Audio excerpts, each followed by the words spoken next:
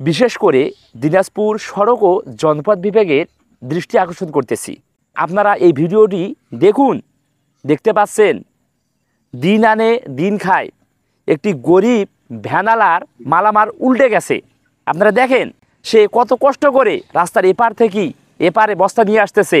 প্রত্যেক দিন এই সেনা মার্কেটের সামনে এই ভাঙ্গা রাস্তাতে বিভিন্ন গাড়ি ক্ষতিগ্রস্ত হচ্ছে, অসহায় মানুষ ক্ষতিগ্রস্ত শিকার হচ্ছে। তাই দিনাজপুর সড়ক ও জনপদ বিভাগের দৃষ্টি আকর্ষণ করতেছি, অনুরোধ করতেছি, আপনারা যতই ব্যস্ত থাকুন এই রাস্তাটি মেরামত করুন।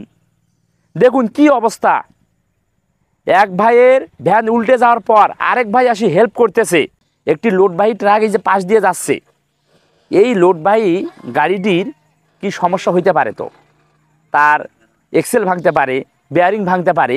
এই যে ভাঙ্গা রাস্তার মধ্য দিয়ে সে গাড়ি চালাচ্ছে, দেখতে পাচ্ছেন। তাহলে কত রিস্ক নিয়ে এই ট্রাকটি যাচ্ছে। তাই দিনাজপুর সড়ক ও জনপদ বিভাগের দৃষ্টি আকর্ষণ করতেছি, যত তাড়াতাড়ি সম্ভব এই রাস্তাটি মেরামত করুন।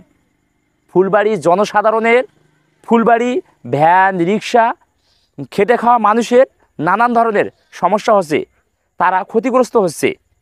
তাদের প্রতি একটু সহানুভূতি দেখান, মানবতা দেখান।